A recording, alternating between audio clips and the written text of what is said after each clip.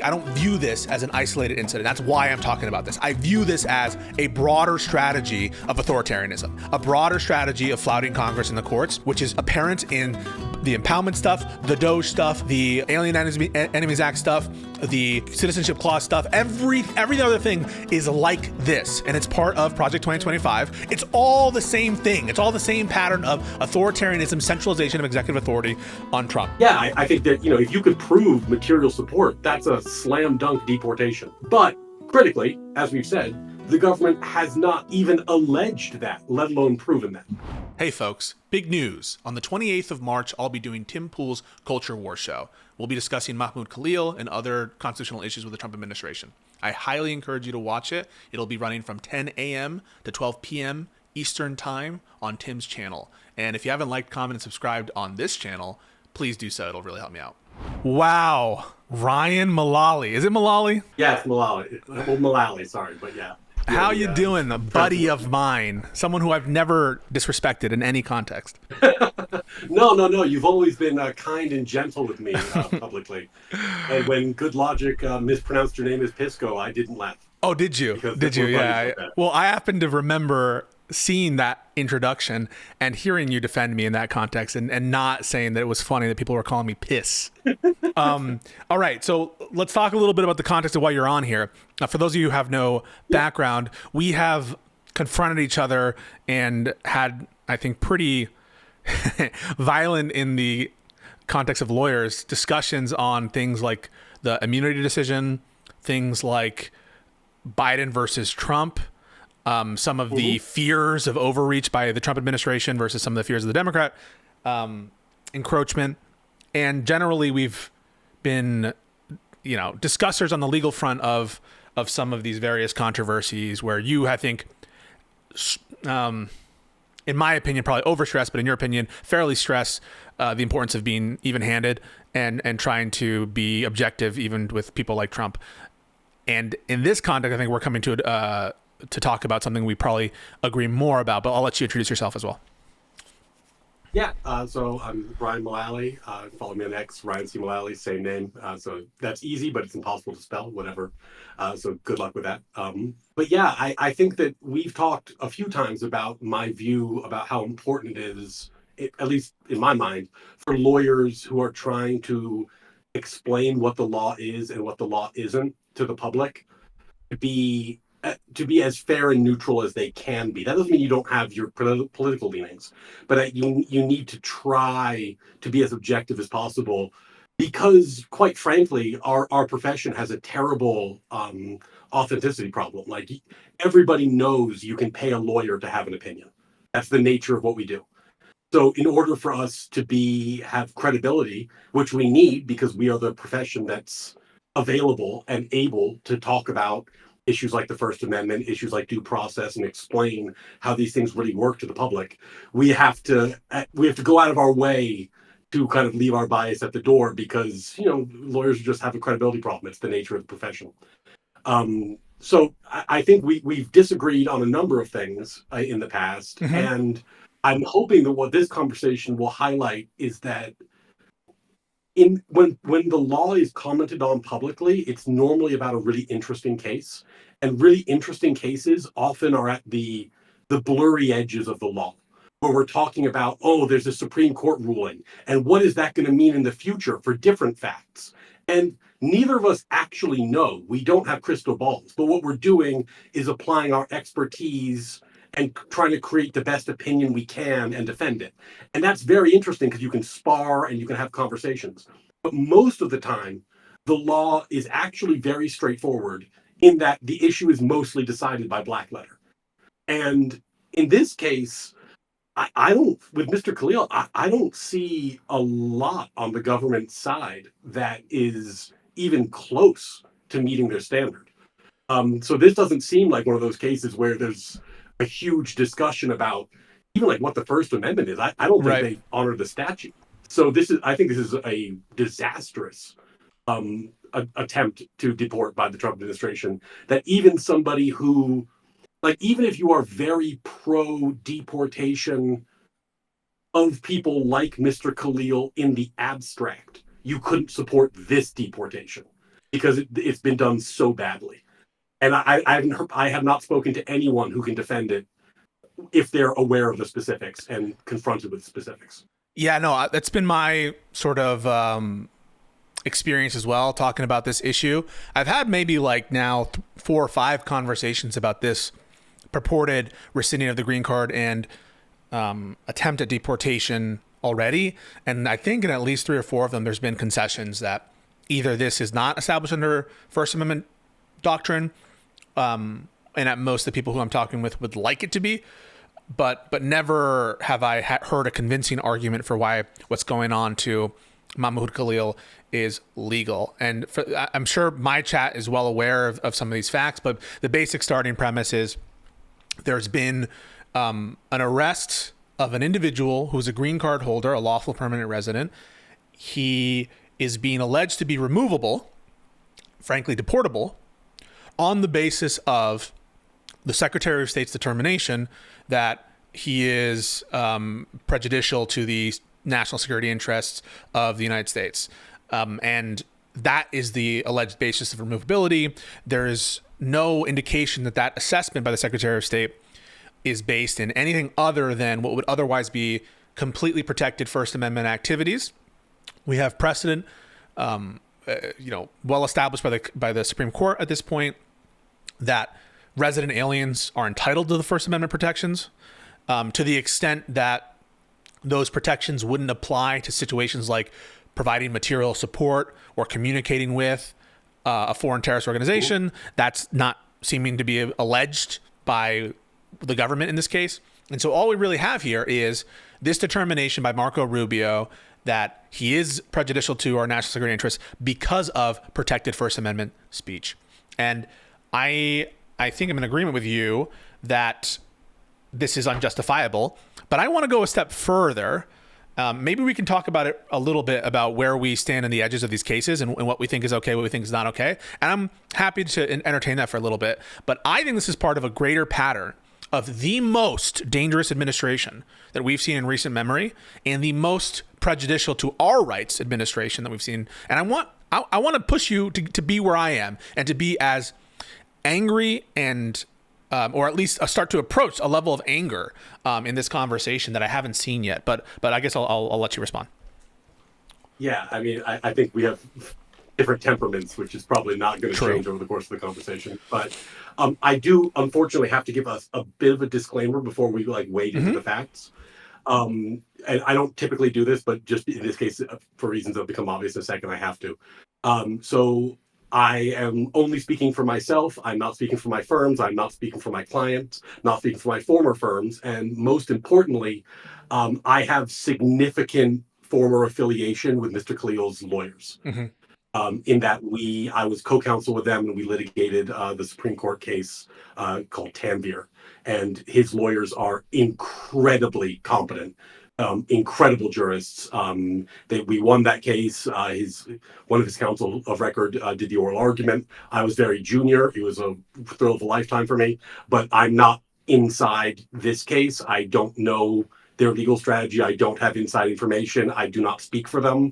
I just want to flag the past affiliation and disclaim any insider baseball on my part because I have no capacity to speak for them despite that.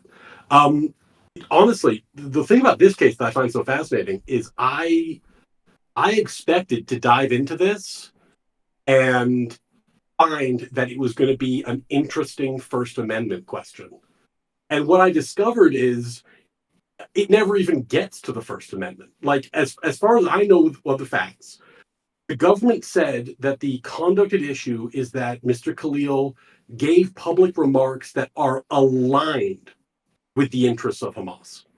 Not materially support, aligned, which is a huge tell because that's it's the weakest language. If they thought he was affiliated or they thought he was a member or they thought he was providing material support, they could allege that, they could prove that, and those are slam dunk deportations. And also wouldn't raise significant First Amendment questions. Like if you could prove those, it's easy to deport. But you have to assume they can't because they haven't even attempted to. And you're right, they use what's called the foreign policy bar, to try as their basis, but the foreign policy section of the INA requires timely notice be given by Secretary Rubio to select members of Congress. And to my knowledge, that has never happened. And no one seems to think it's happened. I don't think the government's even claimed it has happened. So well, that's not surprising because statute, yeah, go ahead, sir. Well, even on the basis of the statute, like you never get to the constitutional question. They haven't provided the notice, and that's not a small issue because if they provided the notice, they would have to articulate their rationale with more precision in the notice, and then members of Congress could choose to leak it or make it public or whatever they would do, which would give the public insight into what's happening. And to the extent that anyone wants to argue, okay, well, it says timely, maybe they are doing it in due course. If they hadn't filed a habeas petition, he might have been deported already.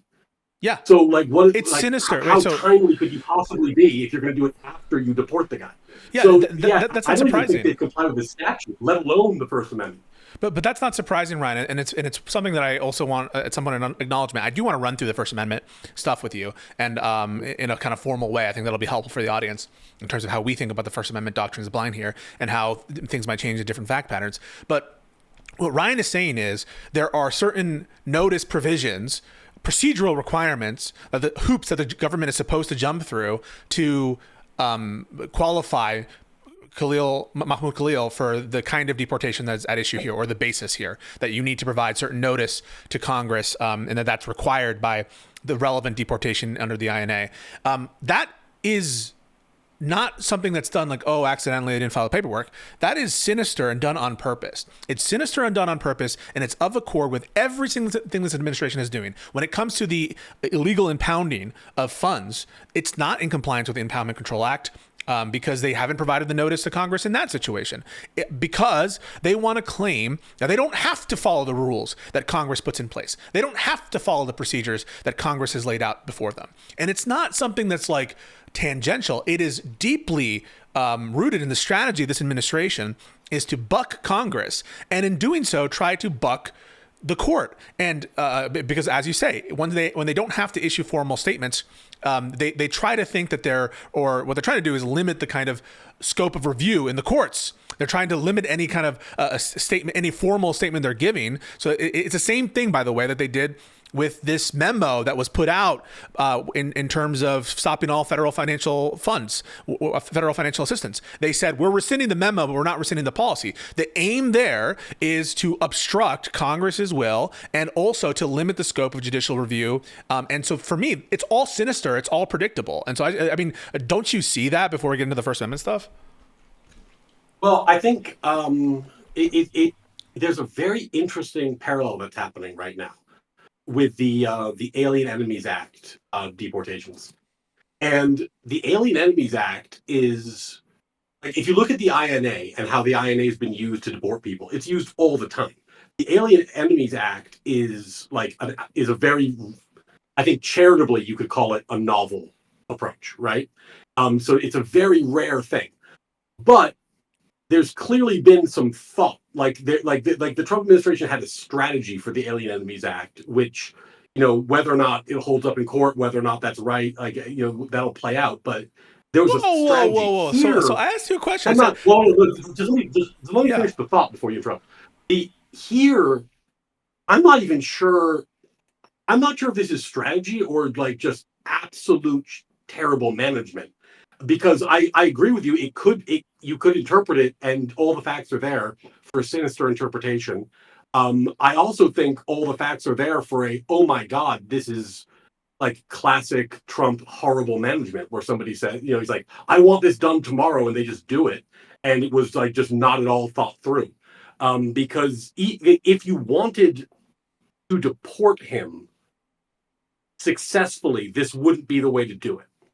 Even if you wanted to expand the Secretary of State's ability to use that foreign policy bar to do sinister things, I don't think this is the way you do it because it's just so sloppy.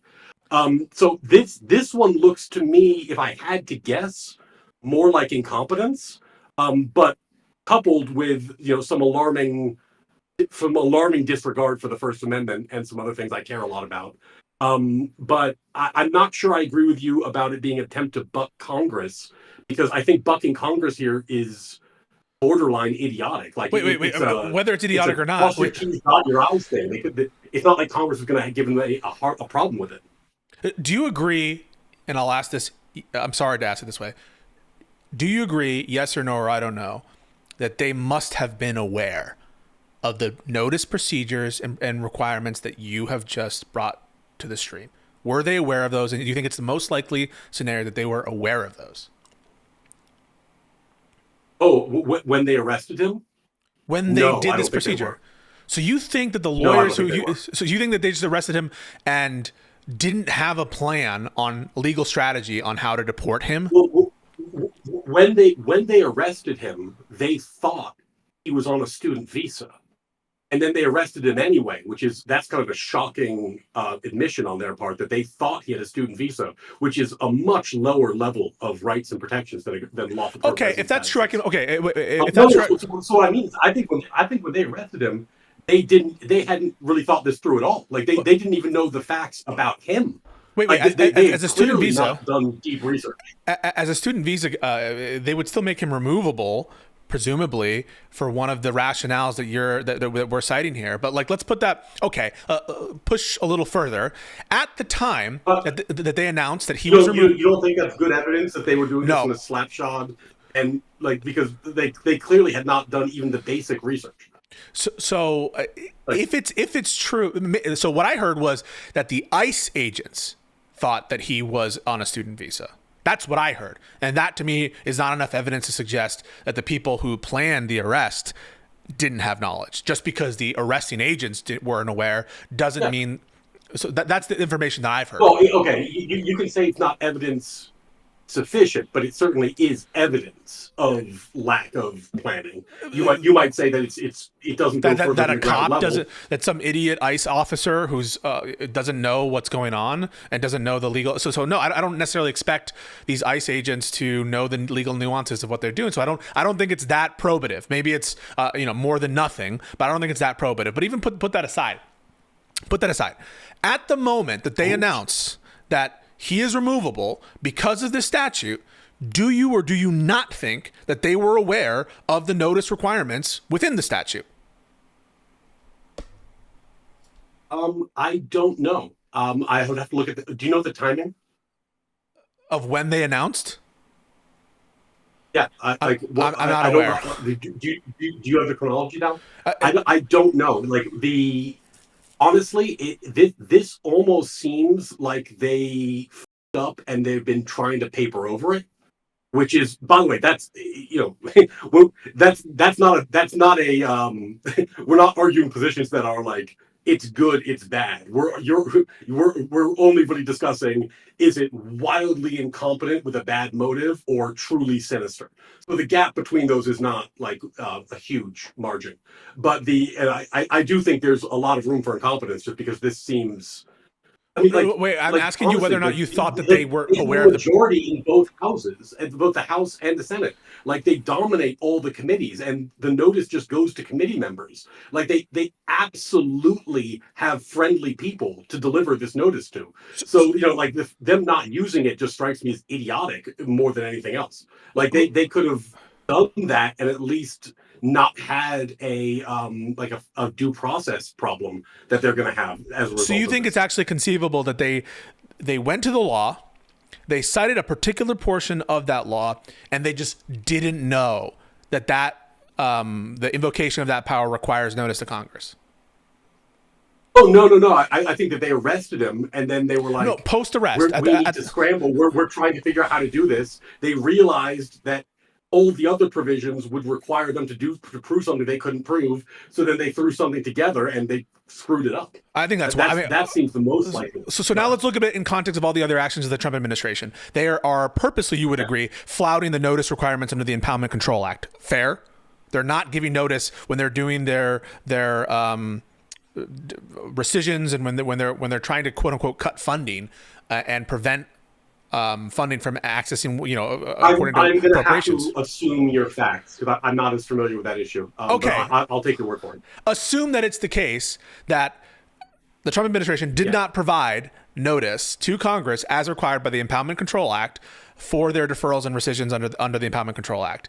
I'm telling you this because Russ Vought has said that they don't think that the Impoundment Control Act is constitutional and they don't have to follow the Impoundment Control Act. So to me, it should be a top priority, I think, for you to get an understanding of these facts in the broader context of what the administration is doing vis-a-vis flouting Congress. So I think this is all of accord of not listening, not obeying Congress on purpose, because there and it's also, you brought up the Alien Enemies Act example. It's a great another example for the purpose of expanding a maximalist vision of Article 2. And the reason I'm bringing that up under the Alien Enemies Act is they're arguing not just that their actions under the Alien Enemies Act are justified under the Alien Enemies Act itself, but also as an inherent authority under Article 2. That the inherent authority of the president to eliminate these individuals is innate to the very presidency itself. And so to me, it is wild to think that this kind of deportation, this kind of arrest, and this kind of flouting of the procedural notice requirements isn't an intentional shot at Congress itself, given everything that this administration has done to avoid judicial review and to avoid congressional requirements. If you had phrased it as they were trying to, like, I don't think what they were trying to do was flout Congress there. I think they were trying to flout the courts. Like, if they did notice, like, the issue with notice is that it would increase the likelihood of a habeas petition and would draw attention. I don't think Congress was the problem there, because they have but they're ignoring. Unlike the Impoundment Act example you gave, in the Impoundment Act context, they have to, if I recall correctly, and you correct me if I'm wrong because I haven't looked at this in a little while, they have to, like, basically you send a report to Congress, but if Congress does nothing, which is what always happens, then you lose authority. So in that context, avoiding Congress has a tactical benefit for the Trump administration. Here, avoiding Congress, it does have a tactical Congress is going to be friendly to this. They have friendlies in the committees who are going to get the notice. That's not the issue. I think the issue was that they were trying to do this really, really fast so that they could get it done in similar to the way they did the Alien Enemies Act deportations before there was a reaction. And what they're not, when you say they're trying to flout Congress, that's kind of why I disagree. I think if you want to say they were trying to flout the courts, I would agree. I think what they were trying to do is get this they're done trying. If they're aware, if you're saying avoided judicial review. Okay, so if you're saying that they did this to avoid judicial review, it must stand to reason that they were aware of the notice requirements. If that's your theory, fair, because they wouldn't be trying to avoid judicial review if they weren't aware of the notice provisions. And where I'm going next is just my line of reasoning. I think that's possible. I'm not. I mean, obviously, we don't know. I think it's possible. I think that the more important thing. Wait! You just said that you thought that it's. You just said that you thought it was likely they were trying to avoid judicial review. That only tracks if they were aware of it. More sympathetic to the argument that you.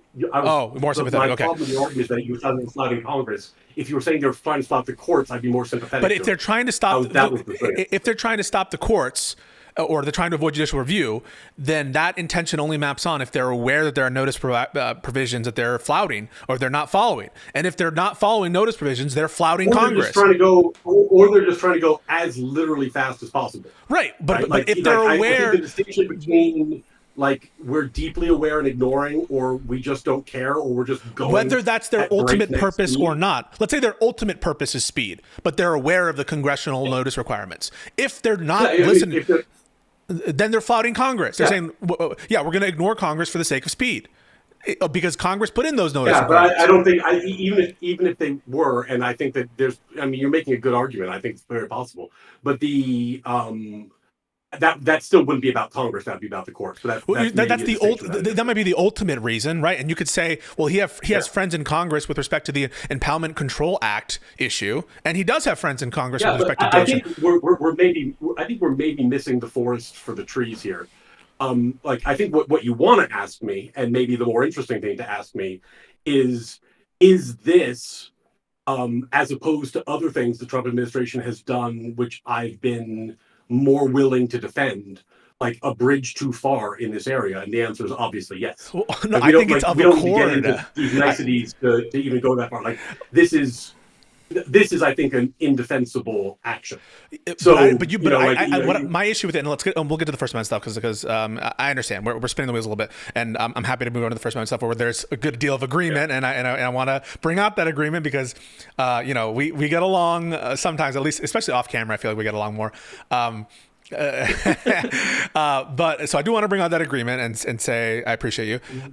That said, I don't view this as an isolated incident. That's why I'm talking about this. I view this as a broader strategy of authoritarianism, a broader strategy of flouting Congress and the courts, which is apparent in the impoundment stuff, the Doge stuff, the Alien Enemies Act stuff, the Citizenship Clause stuff. Every other thing is like this, and it's part of Project 2025. It's the central theme of Project 2025, the most important part of Project 2025. It's part of the Russ Vought stuff. It's of accord when the president says he wants to undo Biden's pardons. It's all the same thing. It's all the same pattern of authoritarianism, centralization of executive authority on Trump, and that's where I want you to be, because that's where I think the truth is. But I'll let you respond to that and last word, and then we can go on the First Amendment actual issues, because I think it'll be useful to suss this out. I think that it's important to take these things case by case. And the reason it's important to take them case by case is because they really are quite different. I was talking to Good Logic about this last night. I think at one point, I apologize to him if I get him wrong, but he was, he made the argument at one point, like, well, what if this was material support? And I was saying, look, if they can prove material support of a terrorist organization, you're not going to have a peep from me about a deportation. Like that I think that's on all fours with the law. But that's not what's happening here. And what you're seeing now, and I know that you want to get the whole hog, let's switch teams. But I think what's happening now, if you're watching the right, is you're seeing a split between what I would call like the dieharders, who the true believers, who are never going to say that Trump ever made a mistake or ever did something wrong, and the more principled people who are independent or leaned right in the last election, whatever the case may be, and draw more careful lines. And one great example of this is the right's treatment of Justice Barrett recently, where you saw some people coming out and saying, like, oh my God, she's a rhino, she's a wolf in sheep's clothing, despite the fact that she's obviously been on the side of she voted for many opinions that they are big fans of, and she's been a tremendous justice in my opinion. But the more principled people on the right, or center right, whatever, have been defending her and saying that this is wildly inappropriate and no way to talk about a justice, let alone a justice that's been helpful to many causes that you care about. And while I get the temptation to want to get the whole hog, I actually think the winning strategy for the Democrats here is to get the center back from principled conservatives and independents who they lost. And they lost in big numbers in the last election. And the fact that this fracture line is appearing is, I think, really significant. And if you were going to make a pitch, I don't think the pitch should be the one you just made, if only because I don't think that's going to be successful. But I think that I think there is room now to say, like, hey, even if you are critical of Democratic policies and critical of what they ran on in 2024, and you don't think that was the way to go, even then, you can't support this. And you should hold the administration accountable in this way. And I think there actually is a broad base of support for that angle, which I'm hoping that people pick up. With respect, I appreciate what you're saying, and I also want to see the Democrats win. And I'm not pretending that I'm not going to speculate on rhetorically what's the best strategy or who are the best subgroups or constituencies that Democrats need to appeal to and how to appeal to them. What I'm talking about here is the truth. I'm just telling the truth as I see it. And what I want us to have a conversation about is the truth. Whether or not it's the most palatable version of what to sell the American people so that Democrats win, which seems to be, I don't understand your stake in it. Is your stake in it, and I want to also suss that out by the end of the conversation, do you want Democrats to win, or are you indifferent to Democrats winning? I've never voted for a presidential candidate who is not a Democrat. Not the same thing. I'm saying that you never. Yeah. So I'm assuming that you're on the team in the sense of you want Trump to lose. I'm hoping that that's your position. No, I want the Democratic Party to be a party I could vote for again. That's what I would like. But do you want Trump to lose? Do you want Trumpism to go away? I think the answer to that should be an unambiguous yes, right? I don't think that's an unambiguous yes. No, I think that there are aspects of what Trump is aiming at that I think are good goals. Now, oftentimes the way he goes about those goals, I disagree with and either think it's illegal in this case or just idiotic. So there's a lot of times when I'll be highly critical of the way he goes about those goals. The problem often has been for me in recent elections, at least the last election, was that the left wasn't even aiming at the goals. So then you had the choice between someone who's doing it in a way that you disagree with and someone who's not even trying, and in fact is trying to do the opposite. So that puts me in the awkward position where I ended up as an independent in the last election. But what I would be delighted for the left to hold positions that are familiar to me from all the times I voted for them in the past, and to have a practical and common sense approach to their candidates and their policy that I think is how they win. And what bothers me, and this is tactics, and we can not get into it if you don't want to. Mm-hmm. But what bothers me about what the left is doing sometimes is I feel like they're being lured into a meme war with Donald Trump, where it's like, okay, who can be meaner, who can get the more vicious burn. And I don't think you can win an asshole contest with Donald Trump. I think that's his superpower. He's going to win that every time. And even if he wasn't his superpower, the right's base is better handled.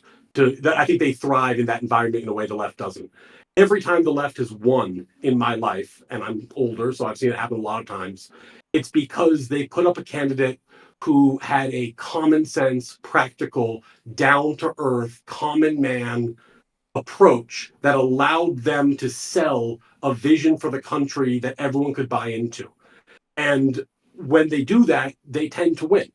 And I think that there's going to be a window for that. And I'm just hoping that the Democrats realign their strategy and don't get into a, who can be more vicious contest, because I honestly think it's a losing war, even if you win a battle or two along the way. Okay. I don't think that for me, the tactics conversation is one that is worth having right now. I want to know what's true in your mind. I mean, we can have that conversation at some, maybe even at the tail end of what we're talking about right now. But what I'm interested first is figuring out what's true. What's actually happening here? Is there an existential risk to our Constitution? And how is that existential risk presenting itself? But let's put a pin in this for now, and let's get through what we said we would do, which is the First Amendment issues. And you stop me where you think that there's some wrong thing in what I'm saying. So let's start with the First Amendment, and then we'll get into the actual facts. The First Amendment says Congress shall make no law abridging. Can I bracket you for just 1 second? Sure. Just for the lay people in the audience, to even get to the First Amendment, they would have to have followed the statute, which they didn't. So I think they're going to lose on the statute first. And then they're probably going to have an Administrative Procedure Act due process problem that follows from that. So, I mean, I'm not even sure they're ever going to litigate. I mean, they probably will, and I'll take that back. But I'm not sure the First Amendment is actually going to govern this case, but I think it's worth going over because it's kind of the narrative theme underpinning the case. But the government's actions so far have been so unbelievably sloppy compared to what's required by the statutes that I'm not even sure. I think the court might just avoid the First Amendment question and rule on procedural grounds. But sorry, go ahead. Yeah, no. The reason why I've been assuming that there's been compliance with the statute for all the conversations I've had, this implies both for people who are trying to raise the material support issues, the other terrorism sections that haven't been cited, or indeed some of the criminal related grounds. The reason I assume it is because I don't trust the judiciary to not find some carve out to the executive's inherent authority to deport people or find something like that, or that there's a lot of language in the INA that's pretty deferential to determinations made by executive offices in general. Maybe there's some judge somewhere, or even this Supreme Court, that would say when you put conditions on the notice, once you grant this authority, you can't do it with strings attached. Maybe it's like a legislative veto or something.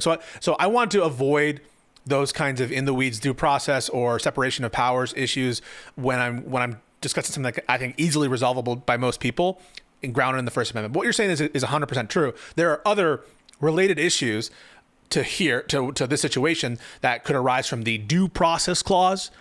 This would be under the Fifth Amendment of the United States Constitution, which protects due process for people. And there's been on-point precedent by the Supreme Court saying resident aliens in deportation matters are entitled to due process.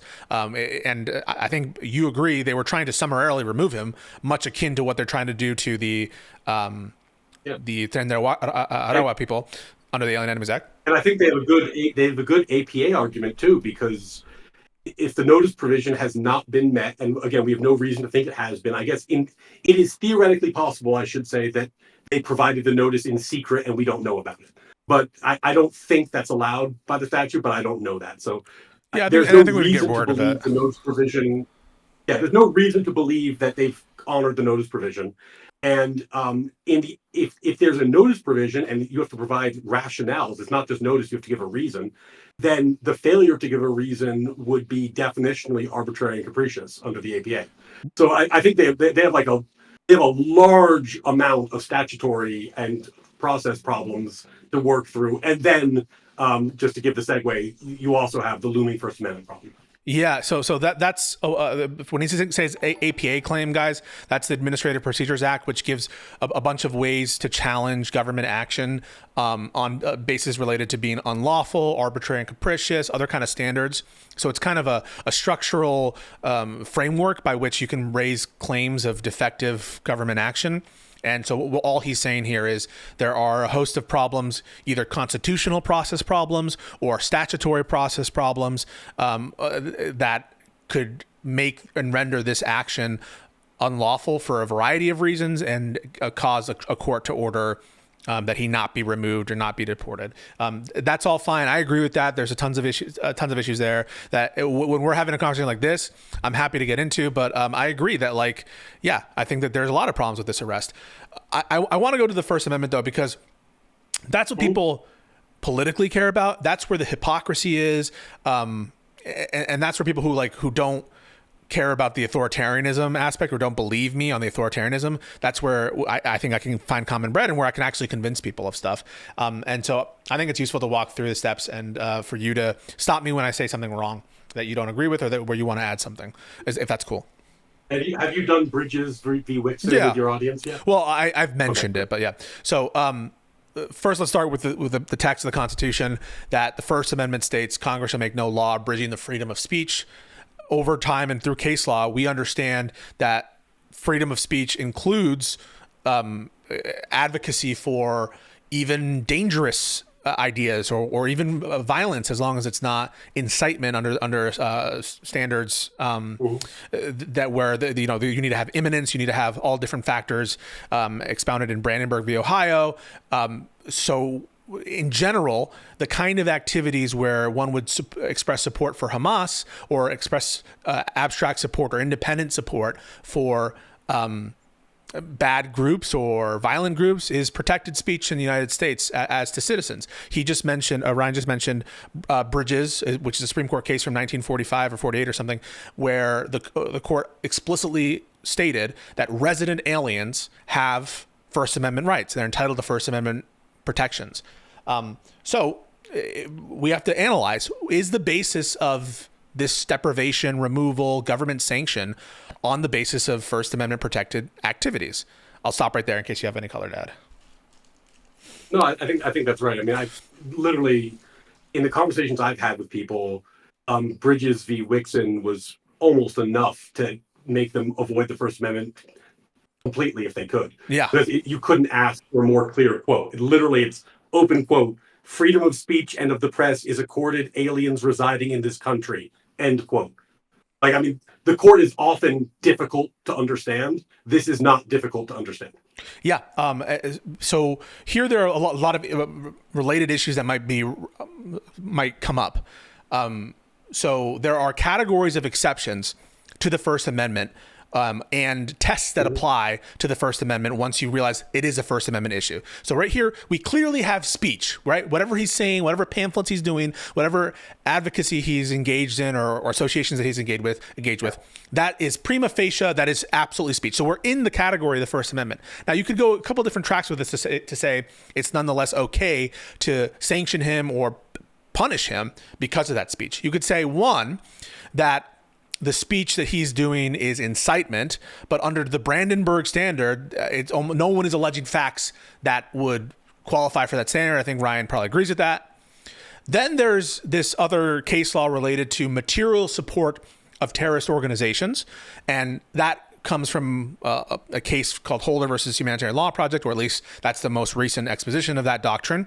And that's the 2010 one, right? Yes, essentially stating that if there's it doesn't apply to independent advocacy, but if you're engaged with like communications and collaboration with foreign designated terrorist organizations, that itself could be criminalized and sanctioned for, and that's to everybody, right? That's for American citizens. So if you can show a connection in terms of communication collaboration with a foreign terrorist organization, that's why Ryan says something like to the effect of, if you could prove that he was communicating with Hamas, it would be an easy case for deportation. He's explicitly citing this principle from Holder versus Humanitarian Law Project, where providing material support, that can even be like banned in this country. That could be banned as to American citizens. So if it's not going to protect American citizens, giving material support for a green card holder, it's not going to protect them from deportation. Fair? And the key thing about Holder is that in Holder, the people who wanted to give material support to designated terrorist organizations were asking for the right to give material support in explicitly non-violent areas. Like, can we teach them how to litigate claims at international tribunals? Or can we provide humanitarian aid? Like, things that are not actually linked to any violence or terrorist activities that those organizations may be involved in. Legal advice. But what the court ruled was that essentially, money and aid is fungible.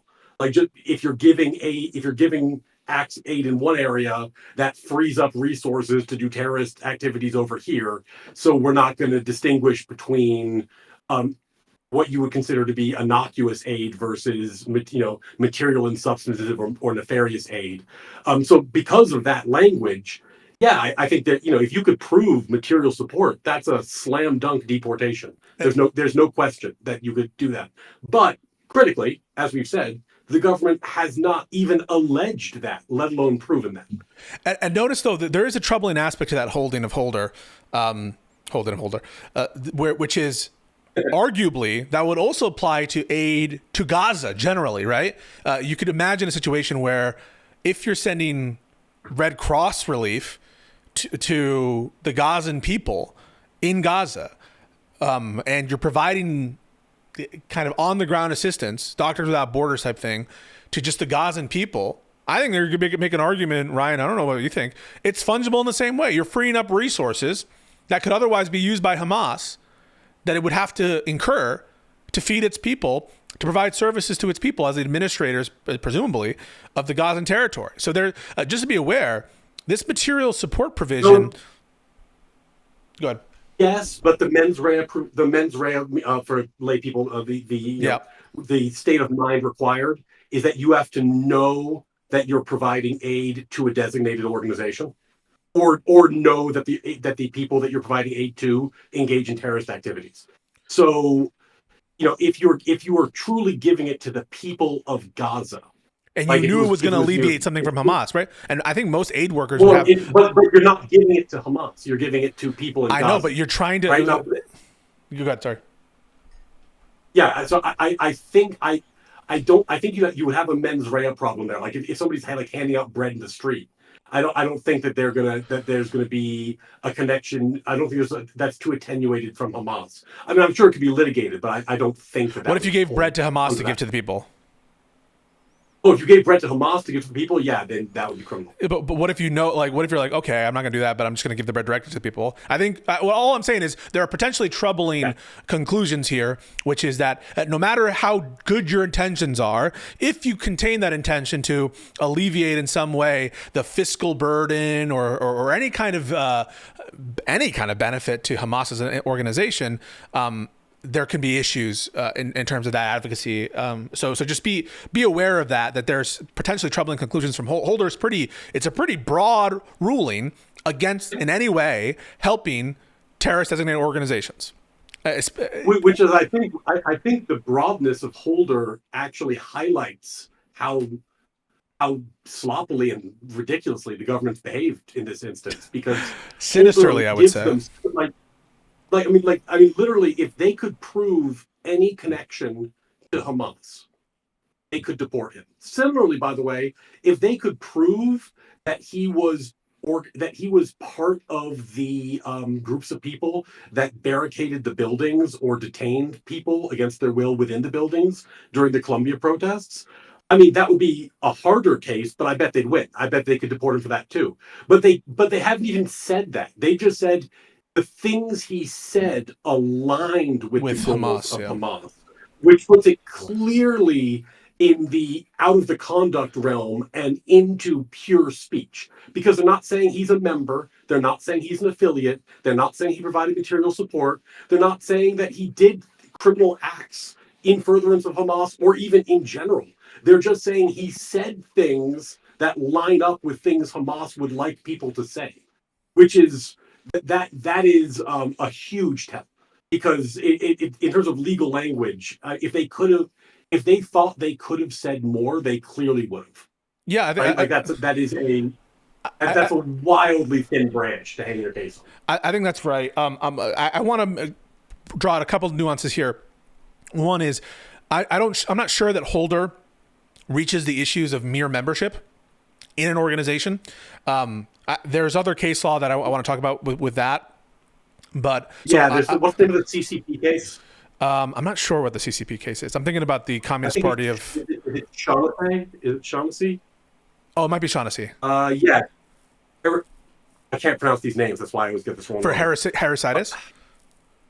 Heresitis v. Shaughnessy. Yeah, I can't pronounce the first name. Yeah. So there's case law about mere membership in groups, and I want to talk about this is a nuance, right? So just for those of you guys listening, there are different categories. We're obviously in the speech realm. That's what Ryan has brought out, and I think that we agree. Mm-hmm. The question is, are we in a category now of unprotected speech? Now, we could be in a category of unprotected speech because we're incitement. We're almost certainly not in that category of unprotected speech. Okay, so we're not incitement. We could be in a category of unprotected speech if we're giving material support to a foreign terrorist organization. There's no evidence that this is anything but independent advocacy. That's what Ryan is saying, that you can't find any link. They haven't alleged any link to Hamas.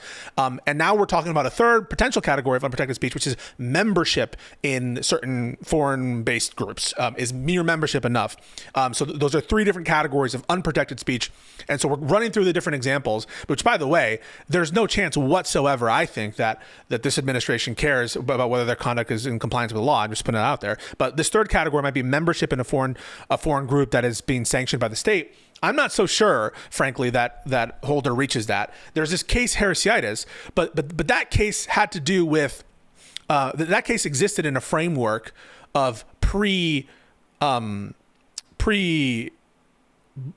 Ohio v. Brandenburg v. Ohio case law. And so they were citing a case in Heresitis called Dennis, and that was the standard of violent advocacy at the time. And so it's actually a beneficial, in my opinion, case for Mahmoud Khalil, because it shows that they were applying modern First Amendment principles that existed at whatever the contemporary principles were, which is a pre-Brandenburg standard, the Dennis standard, which was much lower, right? You didn't have to be able to show imminence. It wasn't this close connection to the actual violent action or the imminent call for lawless action. Yeah. It was just mere advocacy of violent overthrow was enough for citizens to be thrown in jail. So this was a much different First Amendment context, and they were applying that contemporary First Amendment context to resident aliens.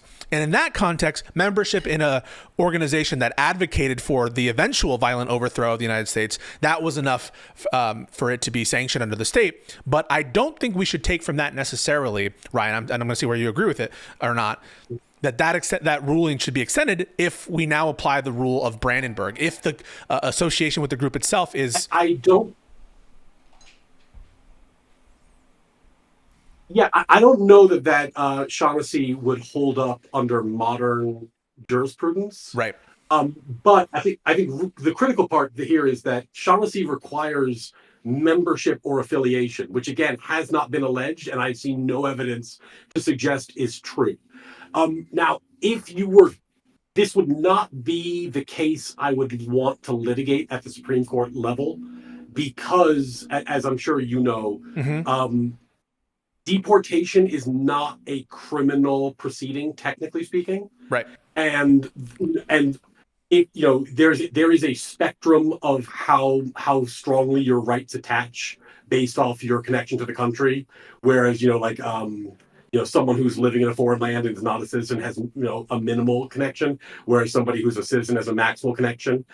So he's being a lawful permanent resident, he has a very strong connection to the country, but it's not quite at the citizenship level.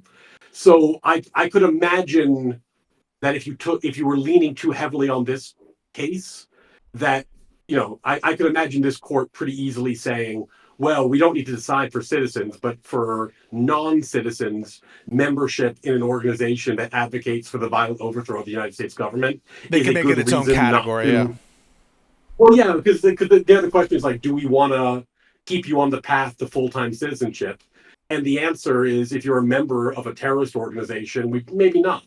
But I mean, and sorry, I don't want to harp on this, but this is the craziest thing to me about this case. If I have not seen his immigration forms, but I am almost positive that on a student visa / lawful permanent residence form, you would have to check a box and sign a statement that says, I swear that I will uphold the values of the United States. I'm not a member of a terrorist organization, et cetera, et cetera, et cetera. Like, that's obviously something you would make immigrants to this country sign. And if he was a member of Hamas, he lied when he signed that. And immigration fraud is also grounds for deportation. Yeah. So in a world where he was a member of Hamas, again, you could deport him super easily on a number of other grounds without getting so complicated about First Amendment issues. But they have not alleged it because they cannot prove it, because there's no reason to think it's true. Right. I want to be specific though. You'd have to show that he was lying when he said that he didn't have a membership in the group or had no intention to join the group. You can imagine a world in which he wasn't lying at that time. He had no intention to join any terrorist group. And when he got here and developed connections here, he was radicalized, and only, upon being in the United States did he eventually, have this affiliation. So I mean, I would listen. I recognize that's an important theoretical. Yes. Yeah, that is theoretically possible. But we're talking about a man whose family, were refugees from Palestine. I believe he grew up in Syria and then came to the United States. The idea that he got radicalized at Columbia is kind of funny. By the way, that's what the conservatives are saying, things like that. Just but I want to be clear, because I think analytically it matters for you guys to understand, because there are a lot of times where people come to America without having intention to be here permanently, and they might fall in love, right? And they might want to be, after having entered America, they now want to live here permanently, even though to sign their guest visa or to make sure they got it, they had to state at the forefront, I have no intention of permanently residing. So that's a separate category of unprotected First Amendment stuff, is if it's related to fraud, right? Like, there's no free speech to do fraud. And in the immigration context, it's going to be, even like Ryan alluded to, oftentimes the court will treat it as, it's honestly not, I think, a very analytically rigorous standard that they apply consistently to immigration, but just know that there's an additional immigration gloss, which is true, especially at the point of admission, that they're willing to do things and accept things and standards that they wouldn't apply to citizens. This is especially true in admission cases, but that's just an additional gloss. And so I want to step back one last time and find all the areas we agree with, and then let's talk about the implications of it. So stepping back, very clearly speech, agreed. Very clearly no other basis alleged in terms of conduct, and the categories of unprotected speech that we've laid out Fraud don't seem to apply. They haven't alleged facts to it. Incitement don't seem to apply. Don't allege facts to it. Material support doesn't seem to apply. Don't allege facts to it. And membership in a terrorist organization don't seem to apply. Haven't shown a connection there, even assuming that it's still good law, this case law. So it seems pretty. That's why we say it's pretty cut and dry. An important point, if you guys are arguing about this with like friends or colleagues or like the conversations that Pisco and I tend to have online. If anyone brings all that stuff up, you can get into the weeds, you can get complicated, but the easiest argument to make is just to say, it is not our responsibility to imagine the case the government might bring. Right. They have said it is only the foreign policy bar. So you can talk about material support, membership, all you want. The Trump administration hasn't claimed that to be true. So who cares? It is absolutely the government's burden to minimally allege what they're trying to prove, and they haven't done it. Yep. So none of that's all red herring. Anyone who's talking to you about that stuff, it's all red herrings until and unless the government makes allegations and proves a case. Till then, that's just talking points for the internet. And last note on the criminal grounds of deportation, they have to, for a case of deportation, it's different for admissibility. The bases of admissibility, you can show inadmissibility on the basis of admissions to criminal acts or what the elements that constitute criminal acts. But for cases of deportation, he would qualify for deportation, not inadmissibility. You need to have a conviction even of that crime, and it needs to be a crime involving moral turpitude. There are different categories of criminal grounds of deportability. Yeah, you should check the statute. Violence and moral turpitude. Right? Yeah, they're aggregated felony, all that stuff. So you need to follow the statute for the criminal grounds of deportation, which obviously would, for this administration, be a barrier in time to getting the effect that they want, which we'll talk about in a second, or presumably want. In Ryan, maybe he's agnostic about it. So they haven't alleged anything related to criminality. And if they do, they would be really f***ing themselves over in court. Because then the people who are arguing Khalil's habeas petition can just point to it and say it's all a sham, it's all a fugazi. They're just trying to bootstrap criminal grounds of deportability without going through the motions there. That's I think we are in complete agreement there, but where there might be some differences. And I think that. Yep. Oh, sorry. Go ahead. No, you go. I think that if we're going to start zooming out, there's a few ramifications of this case that I think are really important in terms of like the broader political narrative. One of them is, and I say this as somebody who, I have been happy to speak publicly about why I was optimistic about certain aspects about the Trump administration. So I hopefully have credibility with people who lean conservative when I say this. It is no longer acceptable or defensible to claim that the Trump administration is better on the First Amendment than the Biden administration. There are a lot of things the Biden administration did with the First Amendment that I took issue with, but this is beyond the pale. Like, this is so much more specific, targeted, and in clear violation. Whereas, like if I talk about Biden administration, I talk to you about things like, oh man, I was really worried when they attempted to make a government agency to oversee the internet, but they didn't do it, right? Like they thought about it and then they got backlash and they didn't do it. This, on the other hand, is a clear, demonstrable, targeted violation. So I don't think there's anything that the Biden administration did that is as clear and out in the open and problematic as this. So I feel like that argument has been lost at this point. And if you're going to be someone who wants to advocate for the right or conservatism or originalism or whatever your viewpoint might be, that's totally fine. But I don't see how you could defend this deportation, even if you're a fan of deportation in general. So I think it's important to note when the candidate you favored really screwed up and did something really, really bad. And this is a bad action. So would you characterize this as attacking the First Amendment? I don't know what that means, but sure, maybe. I'm not sure what you mean by that. The only people who would do such an action are people who don't give a f*** about the First Amendment. Oh yeah, I think that's probably true. Okay. Yeah, if that's what you mean by attacking the First Amendment, yeah, I think that I don't think Trump cares about the legality of his actions almost at all. So yeah, I think that's right. I mean, Ryan, I totally agree with what you just said there.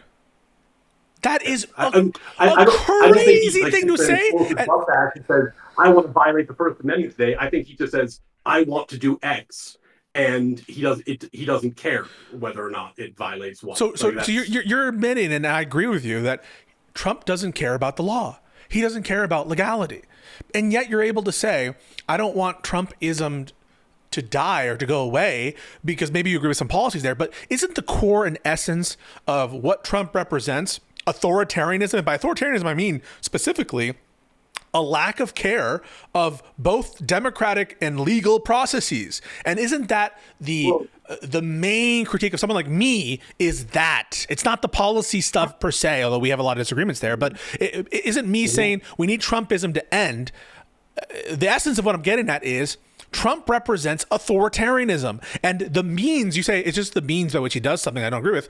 The means matter, and wouldn't it be they absolutely wonderful? matter. Yeah, Okay, sorry. they absolutely matter. And I mean, hold on, I'm trying to figure out if the definition of Trumpism might mean that I agree with you on this or not. Like what by Trumpism do you mean, like the blind allegiance to Trump, meaning that he should not be criticized or held accountable even by his supporters when he does something wrong? Is that what you mean? When I say Trumpism, I mean the version of authoritarian government that Trump is trying to install. It's probably Trumpism, as means to most people, probably includes some of the policy stuff as well. But I can just clean up my language a little bit. Yeah, And maybe if maybe it's not even worth parsing the term, because I think that if what you're saying is, do I think that the knee-jerk reaction to defend him no matter how bad his actions are, which is very prevalent in his base, needs to be tempered and needs to be held to account by more principled people, and hopefully, by the way, people who have some credibility in those communities. Because there are people who have some sway and can actually have a conversation and move people's opinions. Then yeah, absolutely. If you mean Trumpism in terms of like his overall policy positions and goals and attempts to change some really, well, I know we would disagree, but of other problematic aspects of how our country's gone over the last 10 years, then no, because I think that there are goals he's aiming at that I'm glad someone is aiming at. But that doesn't mean that he shouldn't be held to account. And I think the people who, quite frankly, the people who can hold him to account right now, because the left, for whatever reason, just does not have its shit together right now. agreed. Are the the sensible right, as opposed to the extremist right, or I kind of like the phrase woke right, because I think it's funny to turn that around. There is a sensible aspect of what is currently the right's base, and I think that it's a sizable aspect. It's an election affecting aspect, and if that segment of the population can be spoken to, and it can be the case can be clearly made that, like, you don't have to go along with every bad action this dude does, and when he does something like this, you should stand up and say this is wrong, because at minimum he is a very calculating political guy, and if it looks like this is actually eroding support in his base, he will care about that, even if he doesn't care about anything else. So I think it is important to say that, and it is important to voice that, especially for people who have the credibility to do so. And as much as I love chatting with you, I don't think you do, because I think you'd have a hard time um, moving in those spaces. But that's there are people who can, and hopefully I'm one of them, who can say that and have some credibility when you do it, because I have defended Trump's positions on a number of occasions. This isn't a partisan thing for me. This is absolutely wrong, regardless of your partisan position. Do you think Trump is fit for office given these actions and others? What do you mean fit for office? Like, do I think he should be impeached? Well, I'll ask that question second, but I mean, what do you think I mean when I say the term fit for office? Minimally competent to, in your mind, by your intuitions, by your estimations, minimally competent to do the job based on his actions so far. Yes. You do think so? Yeah. I mean, I don't know. We're in a really, really awkward and terrible position where we had a clear majority vote for not radical what I asked. change. So your estimation. I think that he is there is a certain I am not a fan of executive overreach, and I think we've talked about this. So just to disentangle this, if we haven't, executive overreach is a pet issue for me. So I don't love this, but I think that he was elected to push boundaries. So the fact that he is pushing some boundaries, I don't think is outside his mandate. But that doesn't mean that you can push all the boundaries and you can shatter all the norms. What would he have to do? Even if they're pushing some of them, there are some that are just a bridge too far.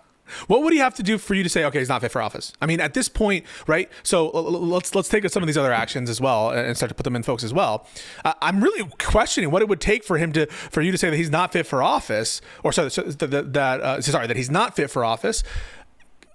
He's wholesale uncaring. You said in your own eyes, he doesn't care about the legality of what he does. That's what you said. How is someone who doesn't care about the lawfulness of what they do, can that person be fit for office? Because I think that was always obvious about him, and that's what people voted for. I'm not asking whether people can vote for someone who's not fit for office. They could have voted if they voted in a literal monkey to office. Let's say for whatever reason. But if you're going to phrase it that way, then what you're asking is, do you support his presidency? And I didn't even vote for him. No. That's not what I'm asking. So for example, I'll give you an example. I think that someone like Mitt Romney was fit for office. I would agree. And I think someone like Bill Clinton, in the initial matter of it, was fit for office. I think afterwards, now I think Bill Clinton's presidency in many ways was a disaster. I think for another example, let's see, someone else. You could say George H.W. Bush was fit for office. He was minimally competent to do the job. I think Hillary Clinton, I disagree with her on a lot of stuff, was fit for office. But you just said, right, and I want to really highlight this, that Donald Trump does not care about the lawfulness of his actions. In your estimation, is someone who does not care about the lawfulness of their actions minimally competent to be president? I think that the mandate of the presidency is based on the people who voted for you, and the people who voted for him wanted somebody who was going to push against a lot of these boundaries. So the fact that he is the type of person who is willing to push against those boundaries in the way that he's doing it is exactly what they wanted and voted for. So, and I don't think that it is outside of our system to have a president who doesn't care about the lawfulness of their actions. Say that distillation. I think if you go back, you'll see countless examples of presidents who have combated the other branches and had battles about what the scope of the president's authority is and what the scope of the executive branches is. Now, that's a separate question. Wait. No. I really want to drill down on there. I want to drill down on there. So, let's say that Trump openly was a Hitler supporter, and openly said, and people didn't like that he was a Hitler supporter. But this is an example. It's a hypothetical. It didn't actually happen. Let's say that Trump is advertising that, I think Hitler was right about a lot of stuff. I think that he was right about the Jews. Let's say that he said that, and the people kind of put if you do polling, people didn't like that about him, but they ended up voting for Trump anyway, even notwithstanding these facts. Do you think that, supposing that happened, that someone who was a Hitler supporter is fit for office in the United States? So this is what I was saying before. It sounds like what you're using the phrase "fit for office" to mean is minimally competent. No. It's minimally competent to do the job of president. He has the mental capacity. The bare level. You're using a very loaded phrase, but you're using it in a way that I don't think that's what it means. So the bare level of both mental competency and the bare level of, let's say, moral, like a bare minimum threshold of moral righteousness, as you would see it. That is to say, what you would estimate as not so immoral as to be categorically not competent in your eyes for the job. So, for example, someone who's a cannibal, right? You would say something like they're not fit for office. Someone who is a pedophile, you would probably say not fit for office, right? Even if they're smart, even if they're a smart, you would say they don't. I think you would agree with that, right? You're saying that someone who I think is immoral is not fit for office. No, to such a right. What we're talking about is a threshold, right? A threshold of immorality, a threshold of disrespect. We could say for the structure of our government. You could encapsulate it in many different ways. But I'll just give you another example. Like someone who is flaming racist, a flaming anti-Semite, someone who thinks that Jews are not even people. Right? But he's smart, let's say. He's a smart person. You would say something to the effect of, he's not fit for office. Right? Someone who beats... We've had flaming racists be president. I understand that. Obviously, everything needs to be, I think, relative to modern society or whatever, contemporary standards. I think that's a fair... I don't think that I get to determine the moral standard for society. So you're unwilling to say anyone's fit for office other than in a mental capacity state? I don't think that my view on whether or not someone is like acting morally or not has anything to do with it. I don't think Bill Clinton's sex scandal had anything to do with his fitness for office. So what if Trump starts shooting people in the face in Congress, shooting Congress people in the face? Would you say he's not fit for office? Yes, then I would. Why? That's I think that crosses from personal moral issues into something a little bit more concrete. I would also say, by the way, if his defiance of the courts escalates to the Supreme Court level, that would also be a line where I'd say he's not fit for office. Okay, so someone who, in your estimation, doesn't care about the lawfulness of his actions can still be fit for president as you see it. Yeah, I think fitness for president in that context is decided by the voters. If you knew the brain... For the record, I didn't vote for him. So if everyone voted the way that I did, he would not get to be president. Okay. So, if you want to take it to the abstract level, take that as you would. But I do think that the way the system works is that the people get to decide what kind of president they want. No one's disputing that. What kind of president they were getting, and they voted for him. So I'm not disputing that the people that voted for him. I'm not disputing that people have the right to vote for him. None of that is in dispute. So your repeating of that makes me frustrated. But under that standard, I think you would agree Kamala Harris was fit for office as well, right? Yeah, of course. Okay, awesome. All right. I mean, let's talk about something. I didn't vote for her either because I didn't want her to be president. But I mean, that is what it is. Who is more fit for office? Are you willing to do a comparative? Who is more fit for office? Yeah. Who more fits the ideal presidency? Kamala Harris or Donald Trump? That's actually very, very tough for me. One guy doesn't give a about the law is under your estimations. Yeah. You said that. How does that not factor into your ideal fitness for office? Well, because the way I've been using the term, which I know it sounds like it irritates you, and that brings me immense joy. That's very fun for me. Yeah. But the way I've been using the term is that people get to decide what kind of president they wanted. I did not want the Harris administration, like the things that she wanted to do, I did not want her to succeed in. So that was a problem for me. The Trump, and I think we've talked about this. If not, I talked about it with Destiny and you were in the room. Mm-hmm. Trump was, in my mind, disqualified from office because of the January 6th stuff. So, if you're asking on my personal level, why couldn't I vote for him? It was specifically because of that. So, if you're asking about my so he was unfit. View, in your mind, already. In your mind, he was disqualified.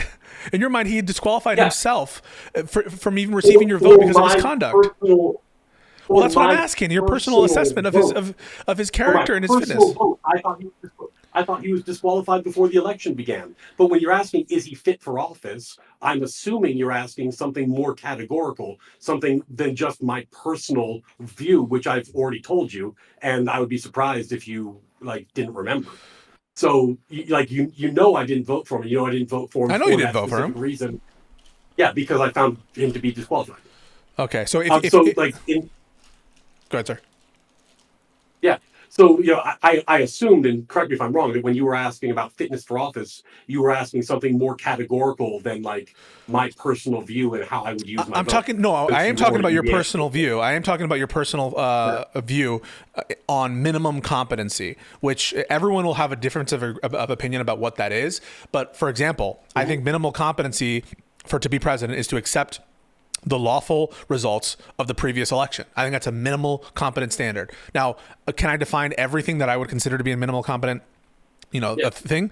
No, not necessarily, but I can tell you what are some that come to mind. One is accepting the results of lawful elections. Second would be giving some amount of care to the lawfulness of one's actions. That is a requirement to be fit, to be to be able to exercise this office under my version of my standard of fitness. One must have that, and in many ways.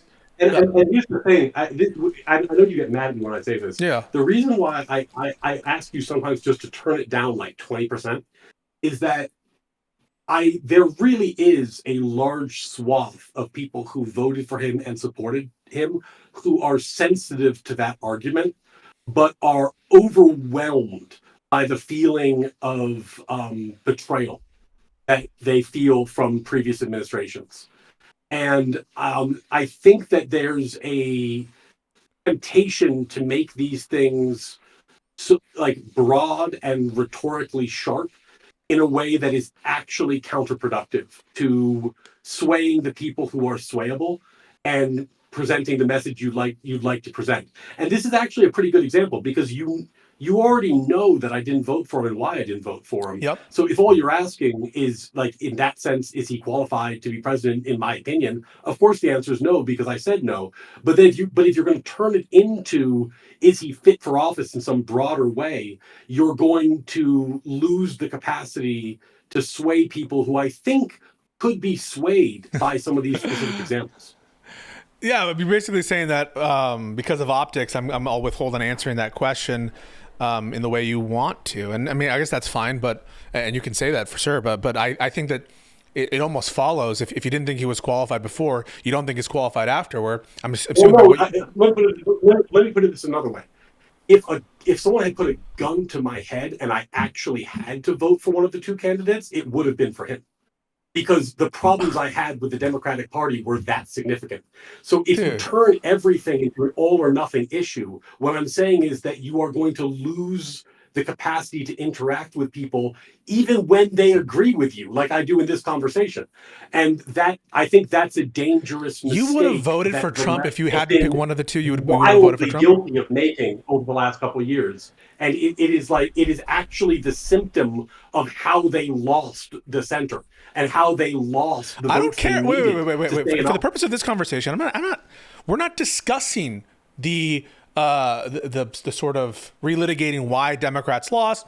And we can have that conversation at some point about the best rhetorical strategies, about the failures of the Democrats. I'm talking about you and I'm talking about me. And you just told me, regardless of how my rhetoric may affect, swing voters or my type of style might affect swing voters, that's fine. I mean, like, I understand. I can be really untakeable for a lot of people. That's one of the reasons why I attract some of the most unhinged conservatives in my replies, and you've seen them. There are some unhinged people, and they're funny and shit, and we love the haters. But I get it. Zoom, man. It's so awful. I am not everyone's cup of tea. I'm the first to admit that. So awful. Listen, bro, I totally get it, but I don't think that that's relevant to the discussion we're having.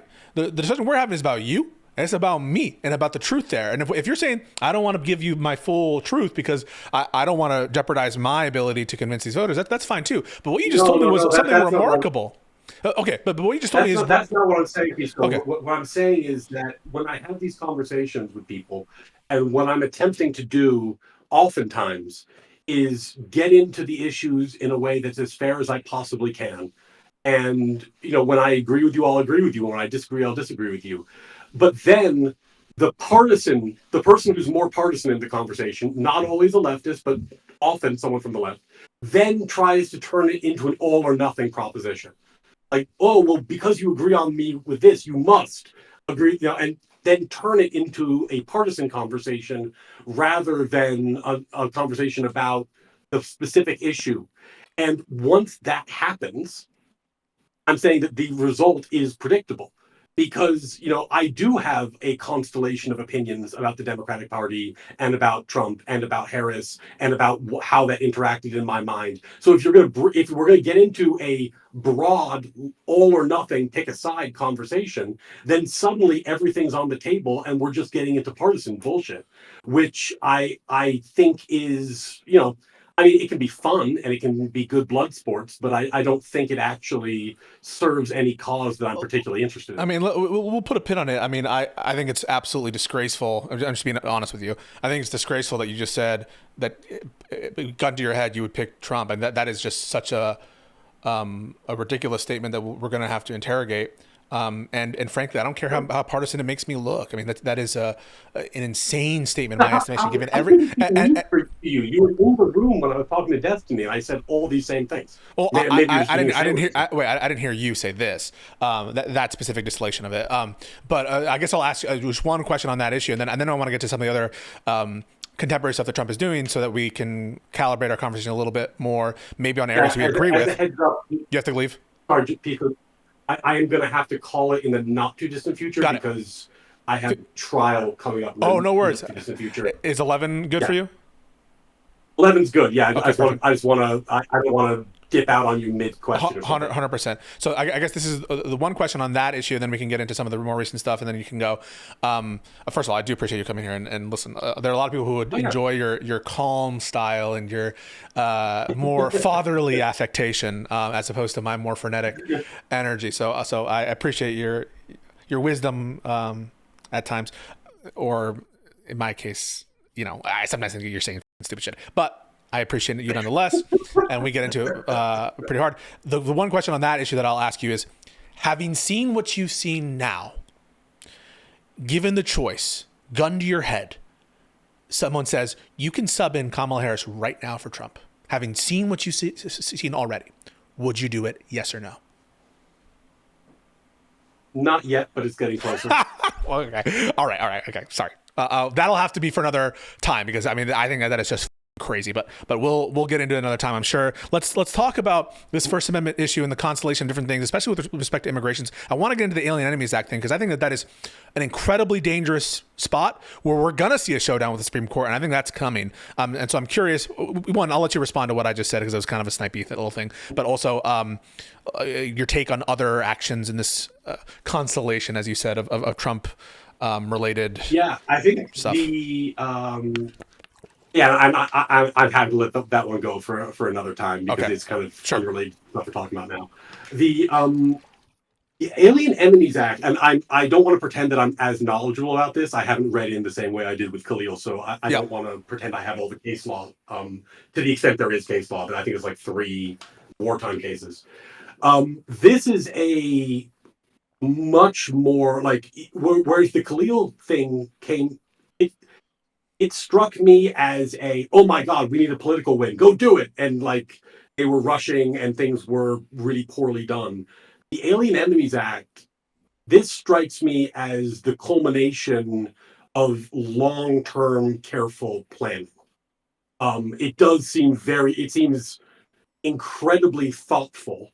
And even if you look at the language he used in his executive order, where he was trying to tie the gang activity into the Maduro administration so that he could then use the hook of the invasion on behalf of a foreign.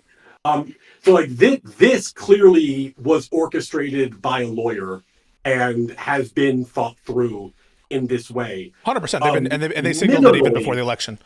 But yeah, I agree. Yeah, minimally, this is a law that should not be on the books. And this is one of the great dangers of having a country that's been around for a long time. You end up with this bloat of old laws and old regs. And this is a very outdated law that really needs to be changed and modernized quite badly. The I don't know that he's going to lose this case at the Supreme Court level. I think he'll lose the Khalil case easily. This one, I could see being a 5-4. Like this one looks closer to me. I think they both look like 5-4s. I mean, I don't trust. You think he'll win? You think he'll win both?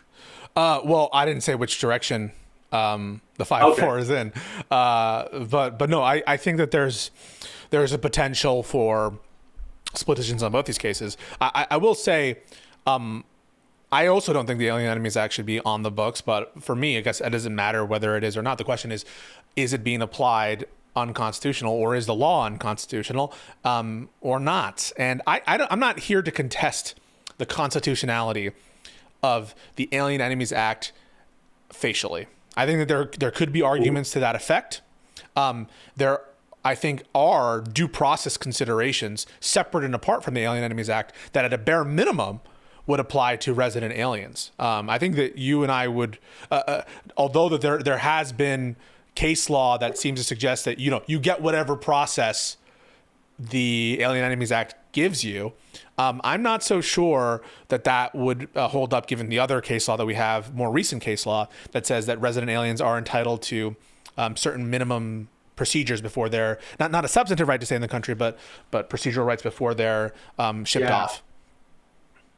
I mean, this one I think really will be close. So in my and this is an area where I think we're guessing because there is so little case law. Yeah. But in my mind, if he wins, the reason he wins is the administration is going to say, the court's going to say whether or not an invasion has happened and whether or not that invasion is linked to a foreign government, is that discretion is granted to the executive, and this is meant to be like an emergency wartime type act, and we consider it to be a political question. We're not going to. Yeah, that's where I think they might go. Yeah, that if he wins, that's how he wins. Yeah, I think they might. Yeah.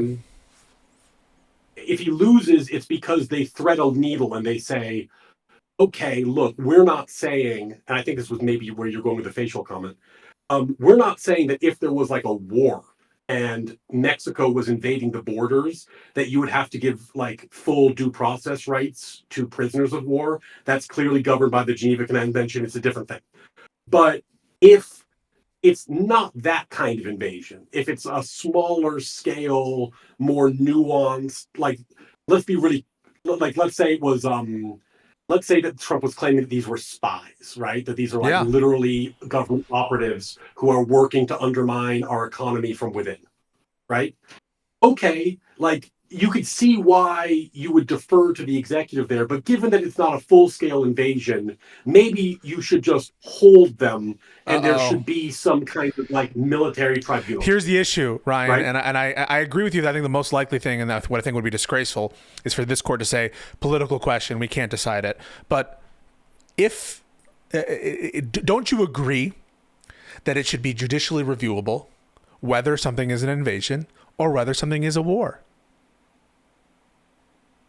See, the problem with it being judicially reviewable is, let's imagine that, and I don't have a strong opinion on this because I haven't really gotten into the guts of it. But if I'm going to put on my like opposing counsel hat, let's imagine it really was a war, right? Mm-hmm. And then, like, let's say Mexico's invading us. Mm-hmm. So they start using this and they start getting rid of people, in order to keep the country safe. And then people who are sympathetic to Mexico or to the cause, or just don't think that, think there's some problem here, the Mexico cause, yeah. Yeah, are we really saying that the court should have the power to stop the U.S. military from defending the country in an actual land war where we're being invaded? Like that, so, I think that they clearly can't do that. Let me give you the other. So you provide that example. I'll provide a counterexample. Then I'll try to reconcile them. Here's the counterexample. The president says right now, Canada is invading America. The state of Canada, the country of Canada, is invading America. clearly bad faith. They're a beautiful 51st state. Clearly stupid as clearly bad faith. Yeah. Do you the court can't review whether or not our neighbor to the north is invading North America, and Trump says something effective, Canada's invading, and you can't review it, court. You can't review my determination and my declaration that Canada is in fact invading, and because it's unreviewable, you have to say that, and if I deport pursuant to Canada, even the individual determinations are unreviewable. That's what Trump, so I just want to be clear. Trump is arguing that the individual determinations, there's no judicial power there. So it's both the individual determinations and the invasion declaration itself. How could it be the case that this court could abdicate its responsibility to interpret the original public meaning of the term invasion? And the president has unilateral discretion to decide what is an invasion, even if it's something so silly as he says, well, because Justin Bieber released a song, I consider that an invasion. It's a musical invasion, and musical invasion means I can invoke it and start deporting Canadians, and you can't review it, court. That is the world that he wants to be in existence, and that's the world that's much more fearful. And I think these are good examples because they show why this is actually kind of like compared to the Khalil fact pattern, like actually a fairly tricky case, because on one extreme you have a arbitrary, capricious, and like clear sham situation, like you've just articulated, and you go, God, why wouldn't the court get involved in that? And on the other extreme, which is what this is, which is, by the way, which is what this is. There is no invasion as originally understood. The term invasion does not relate to mere violations of immigration law or to gang activity unconnected to a foreign state. But whether it's reviewable can't depend on facts that the court can't know until it's reviewed it. Right. So like I don't think that they're going to say we get to review if we think it's a sham. They're going to have to make some kind of category. Right. I understand. I'm providing I agree with that the jurisdiction or reviewability of a given issue doesn't depend on how ridiculous the political determinations are if we're going to apply that doctrine. I think the political question, I mean, you're going to get at least 3 votes for it. 100% we will. 100%. Yeah, I mean, it's going to be really interesting because people are going to be writing briefs specifically to Kavanaugh, Barrett, and Roberts. So it's going to be really interesting to see I could see this. I just want to say, I could see this court saying political question. What I vehemently disagree with is a notion that we're suffering an originally public meaning understood invasion, incursion, or war. That's not what's going on here. It's not as originally understood, those terms, their application. And I think it's disgraceful to think that this court would not have jurisdiction to make that determination, especially when it relates to an individualized determination, right? The court has an obligation to hear these habeas petitions. And in deciding cases or controversies, right? In deciding a case or controversy, it's going to have to make the determination as to whether someone is lawfully held prisoner or lawfully deported, and to come to those determinations on an individual basis. How can they not decide? I think if the concern is that it's going to be decided on political questions grounds, then I think we agree that in a scenario where Trump wins, that's his path to victory. Agreed. And that may sound crazy to lay people, but like the political question doctrine is quite powerful in constitutional jurisprudence, and there's a lot of areas where the court just won't rule. It's why, for example, it's one of the main reasons why. Can I add something else here? You go ahead. Yeah, it's why that's one of the main reasons we don't have law on gerrymandering, for example, just because there's a lot of areas that the court won't cut. Rucho versus Kamikaze. Good. Yeah, if we think political question is the escape hatch, the way to prevent that is actually congressional action. So if there was ever not saying like they pass a law, even if Congress passed a statement that said we disapprove of that makes the political question actually a lot harder to use. It would be meaningfully helpful to litigants. Whoa. That is not true. That can't be true.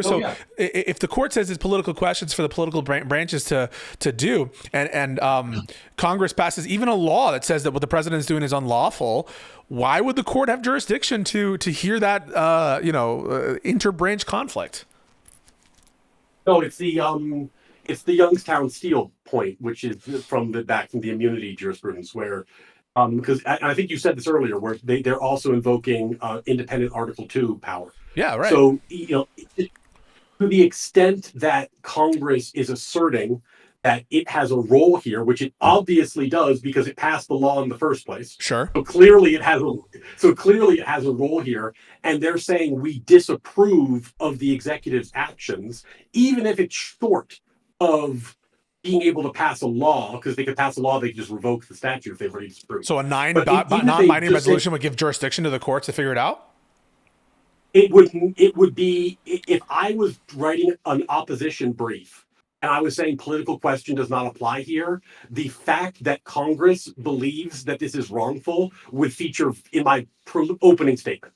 This would be like a very useful fact. I'm not saying it wins the day, but like it is if you're trying to influence the outcome of this case, that is the kind of thing that would make a huge difference in the way it was litigated. I want to add some spice here before you have to go, which is the following scenario.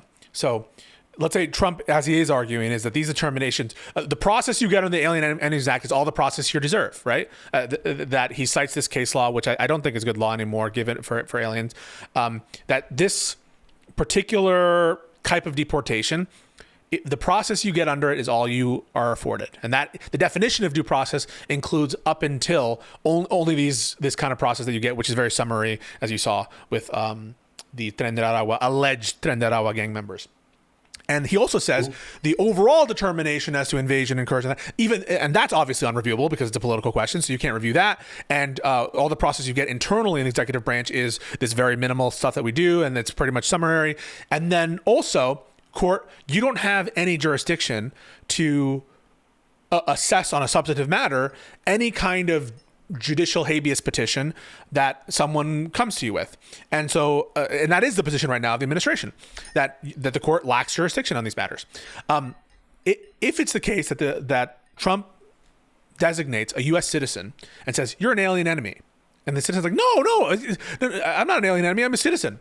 And they put him in deportation proceedings, not formal deportation proceedings. They just lock him up, and his lawyer quickly files a habeas petition. Says, "My client is a U.S. citizen. My client is a U.S. citizen," and Trump says, "No, he's an alien enemy, and court, you don't have jurisdiction to assess this individualized determination, and you don't have jurisdiction to assess the overall determination as to invasion and incursion, and so you must dismiss for lack of jurisdiction. It's a U.S. citizen, and he says, I'm a citizen. You have to hear my habeas petition. And the administration says, no, he's an alien enemy. He's not actually a U.S. citizen. But it's obviously in bad faith. But the court, the administration argues, but court, you lack jurisdiction to even hear it because he's an alien enemy. He's a member of Tren de Aragua. So you can't even hear it. And there's no due process claim because you only get the process that's afforded to you under the statute. That's our case law. And you can't overall look at the determination as to invasion and incursion. That all follows through. Well, I think, as we said at the beginning of this conversation, and I think you made an interesting point that I want to circle back to a second. If he loses, it's on the due process side. So, like the political question as to there being an invasion or the invasion actually being linked to a foreign government, I could see the court shying away from those. In fact, I think the court, if I had to guess today, I think they will shy away from those. But the question as to what level of process you're afforded, I think you could get 5 or 6, 4. And you raised a really interesting, I think, important point here. There's a buried issue, not just process, but whether you are an alien is not a political question. That's well defined under the law. So I think a clever lawyers could make a good argument that even if it's a political question, as to these other questions, the question of whether you are an alien and thus qualify for the treatment under the Act in any circumstances does require a due process determination. Yeah, so I think that's a pretty good argument. Yeah, I think you could stand in the court and make that argument easily. Yeah, if it's the case that it's reviewable whether or not you're entitled, right? Let's say that you, as a someone who's about to be deported on the Alien Enemy Act, you're entitled to judicial review over whether in fact whether you you are are an an alien. alien, why would it Yeah. not also be the case that there's judicial review over whether or not you're an alien enemy, or whether or not there are any allegations? So especially if the alien enemy is not defined with respect to country, but with this country plus other kind of affiliation. That to me, I mean, what's going to end up happening there, if that goes that way, is it's going to be some like FISA court bullshit, right? Because the counter argument is going to be like, again, let's go away from the real facts and move to the hypothetical for a yeah, second. Let's go back to the spy example. Like, oh my yeah. God, we found all these secret agents and And they're you can't know operatives and why we they're know. not. Yeah, and we certainly can't make it public. And the determination of our intelligence sources is a national security issue. You know But here's the how these difference, arguments Ryan. play Right. out. Yeah. Here's the difference. The FISA context, what's on the other side of FISA? Surveillance. And so there's no substantive deprivation apart from, and you do have Article 3 court review of that, or at least Article 3 judges overseeing the FISA court process. What Trump is in court arguing is, you can't even get in-camera review, Judge. You can't even have private review of the facts going on. That's even beyond what happens in FISA. In FISA, at a bare minimum. Go ahead. Yeah, and I agree with you. I think the due process angle is a good angle to litigate this case. I think that's especially on the whether or not you're an alien in the first instance, because that's kind of like a huge issue. And then whether you're an enemy, yeah, I mean they could do it in camera, they could do it under seal, but you are, I think, more likely to, like, whether or not you are an enemy may be non-justiciable. That might turn out to be a political question. That's wild. But I think, like, if you imagine like how the justices are going to line up, we need process to determine if you're an alien. I actually think you probably get 5 on that. I think you win that. Whether you get the process you want on being an enemy, I would like to think so, but I think that's close. And the other ones I think probably are political questions. I think that there's a way to litigate this, but it's going to be a squeeze. So wait. So you think it's a political question that if it's a bad faith invasion, if it's the most ridiculous? Yeah, I think that it is. I think if you and I placed a bet on whether the Supreme Court was going to, That's not what I'm asking you. I'm asking your opinion. No, you wouldn't give me. I would need to give you odds because I'm going to win on that one. I don't know that you're going to win on that. I suspect if I had to bet right now, I would bet on them ducking that in some way, and I probably I actually did predict. We would both bet on that being a political question. Yes, but that doesn't mean I agree. This court's wild. Do I think it should be a political question? Yes, that's what I'm asking. Okay, yeah, which is different than do I think it is a political question. Yes, probably. I'm not. It's close, but yes, probably. It's not an easy. That's not an easy answer, but I think that the determination of whether there's been an invasion is so inherently executive and so inherently tied up in the idea of defending the borders and defending the country that it would be very difficult, absent some kind of congressional imprimatur, to say that that's not been delegated to the executive here. That to me is so wild. I mean, there is no specific portion of the Constitution that ever delegates to the president the authority, the exclusive authority, or any authority. This law. This law says yes, it's Congress. It's Congress giving some authority to the president, and I acknowledge that. Yeah. But at no point do they say that that's in his exclusive determination as to, now he has to make some kind of release on it and he has to make a publication on it. But where is it that, in fact, that the court, I mean, in any other act of Congress giving authority to the president, it's reviewable, right? When the president makes a determination as to stuff to do with a pandemic, that's reviewable by the court. The court has reviewed that. When they've delegated you think that's how people understood the courts in, like, what was it, 1783? In 1783, when they made the initial constitution, whether they had judicial review in No, mind. the Alien Enemies Act dates back to that era, right? It was like I forgot the exact Thank year. you for the Ray It's Dylan Burns. roughly, Thank you. Sorry, go ahead. The it's alien, roughly at the same. no, that's under it's the roughly under, the age of the that's the Adams administration, and actually, I think that's bad precedent for you because the Alien and Sedition Acts were routinely fucking excoriated as being overreach of Adams at the time, and they actually got rid of, or they expired, the Alien Friends Act and the Sedition Act were widely saying as tyrannical from the Adams administration, and so I don't accept that. It's long storied history. I think the difference there, and I take those points because those are good points. But I think the difference here is that the idea that a court would be looking into the defense of the country on which is essentially this is a quasi-military act in many ways.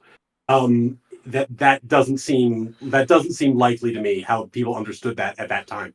It seems like at that time that would have been almost bizarre. Okay, so here's the question then, and thank you, Dylan.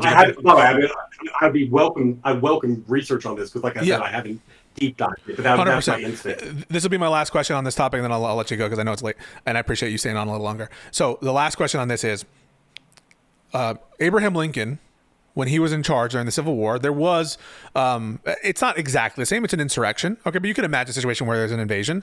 He made orders to kill American citizens. He did, and under the Union's version, there was no other nation, in fact. But you can imagine a similar situation where there were orders by the president to kill invaders, to kill insurrectionists in the form of the Confederates. There have been times when we've been attacked, and the orders have come from the administration to kill those people. So here's the question for you: if the administration says there is an invasion, and U.S. citizens that are helping the invasion are parties to the invasion. And just it would be no different, by the way, if Mexico invaded and there were U.S. citizen collaborators with Mexico helping them invade. You understand what I'm saying, where I'm going with this? So what I'm going with this is, under a normal invasion, right, there are a lot of powers attendant to invasion. The president might order the death of U.S. citizens who are part of invasions or incursions or assisting if they're involved in some kind of operation. Here's the question for you. If the president claims that certain U.S. persons are aiding and abetting the invasion of this country by Tenderawa, and they end up doing operations against that citizen or deporting that citizen and moving them to a military detention in Guantanamo Bay, and when someone brings a habeas petition, the administration says, yes, he's a member of the invasion, and so we've held him in a military prison as befits a military invader of our country. Or let's take another example. I'll give you two. That one, and then the other one, which is they kill U.S. citizens who they claim or they're about to kill, or they're doing something, right? They're attacking, or they're about to attack, or they're about to issue a warrant for execution of an invader. In that situation, you think that's reviewable by the courts to substantively second guess, and it's obviously a bad faith invasion call, let's say, to substantively guess whether in fact that person is assisting in invasion. What's that? The way you've described it, that sounds like a yes, but we've been talking about a specific statute that has specific language. It sounds like what you're talking about, correct me if I'm wrong, you're talking about now an argument that he has these powers inherently as the executive. Yeah, you said that the Constitution, it's a very clearly in the nature executive, and that's one of the reasons why it would be a political question, is because declaring of an invasion or incursion is such an inherently executive thing. That's what you said.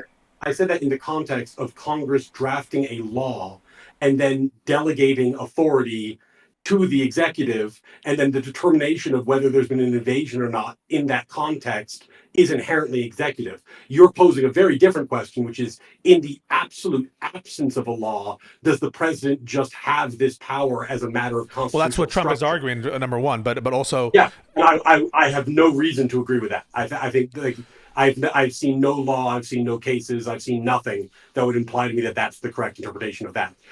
Which is very different than like when you talk about the Alien Enemies Act, where you have a law that seems like it shouldn't be on the books anymore, but it is, and you're asking So what is does the the word political invasion mean questionness in of the it context of this law? is the political questionness of it in your mind necessarily dependent on Congress having passed a law to that effect?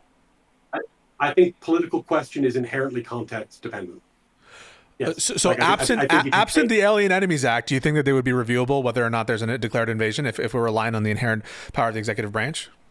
Because the same kind of issues emerge. yeah, You're going to be some I think judge who says that there, because I think there probably is some inherent authority in the executive, at least for a temporary amount of time, to respond to invasions or to declare oh yeah, invasions. I think in that context it would be inherently reviewable. It would also be inherently appropriate for the executive to ignore a district court judge who is saying you can't fight the invaders. But that would be a crazy thing for the judge to do. I don't think the judge should do it. I think they would exercise discretion not to, but I don't see why it wouldn't be Okay. in that context. All right. I've taken up too much time. I want to continue the conversation another day, but I guess, sorry, one more thing. Yeah, absolutely. Trump has clearly violated a judicial order, right? Can you remind me? I believe oral so, but order. I'm a little bit of child brain right now. District court. My memory is occupied. Chief Justice District Court Judge for the District Court of D.C., Bosberg, issues an order, says you must stop, and if you're in the air, turn around. Trump knowingly violated that order. The Alien Enemies Act. Correct. Okay. Flagrantly disobeyed based on available evidence.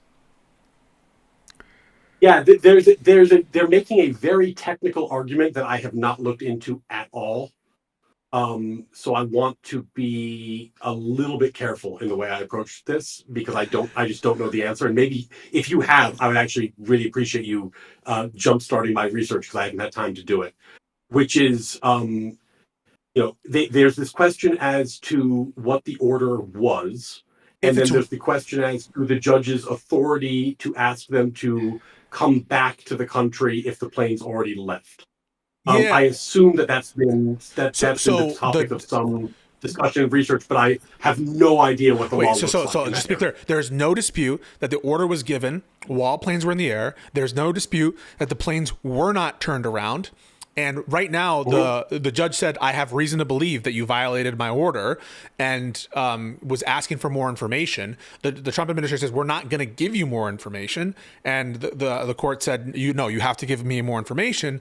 And they have until now. He extended it one more day until tomorrow at 12 for them to give more information. But his initial determination in court was, I think that I have reason to believe that you violated the order.